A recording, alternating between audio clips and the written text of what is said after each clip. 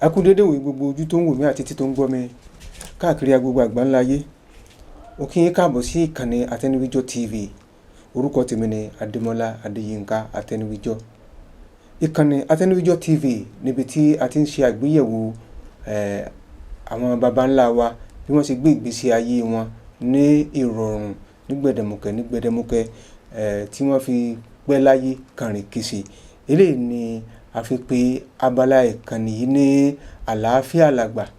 Alaafia Lagba ní ètò tí ó máa dé sí ojú ìwòran yín ní ìkànnì yìí lóòrèkóòrè, níbi tí a ti máa yànnàná bí àwọn baba wa bí wọ́n ṣe ń fi ewé àti egbò ṣe ìtọ́jú àìlera ara wọn tó bá yọjú sí wọn lára nígbà náà, àti àìsàn yòówù tí wọ́n bá yọjú sí àgọ́ ara wọn tí wọ́n ń lo ewé àti egbò láti fi tọ́jú rẹ̀ lásìkò ìgbà náà. Eléyìí ló mú wa tọ̀ àwọn àgbà lọ láti bi wọ́n léèrè pé báwo ni ẹ ṣe ń gbé ìgbésí ayé tí ẹ̀mí yín fi ń gùn tí ẹ ò fi gbé ìgbésí ayé àìsàn. Wọ́n sì sọ fún wa wípé àwọn ń lo ewé àti egbò láti fi ṣe àgúnmu, àwọn ń lo ewé àti egbò láti fi ṣe àgbo, àwọn sì máa ń ṣe ewé àti egbò jẹ nígbà náà. Ló fà á tí àwọn fi ń gbé ìgbésí ayé ẹ̀mí gígùn àti àlàáfíà. Kí ni à ń pè ní àgúnmu?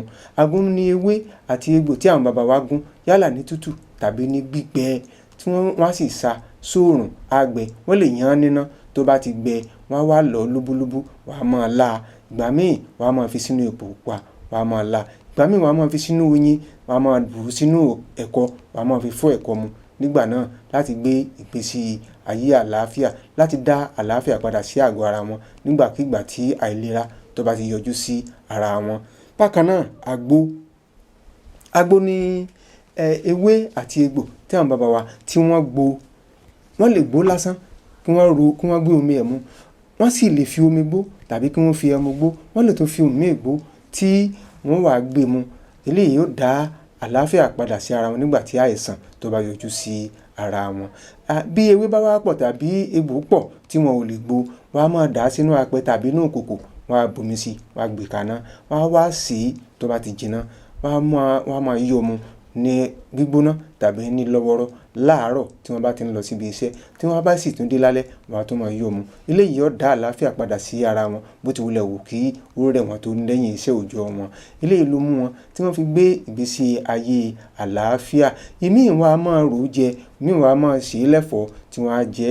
Ewé àti egbò tí Ọlọ́run fi jíǹkí wa, òun ni àwọn baba wa ń lò láyé ìgbà náà láti fi ṣe àlàáfíà sí àgọ́ ara wọn. Èyí ló wá mú wa tí a fi wò wípé àwọn baba wa wọ́n ti là wá lóye wípé lílo ewé àti egbò ó ṣe pàtàkì fún wa. La wá wò pé àwa náà a ní mọ̀sàkún láàfin sí, la fi gbé wá sí ìkànnì Atẹniwíjọ́ TV láti máa fi yànnàná ẹ̀ fún wa lóòrèkóòrè.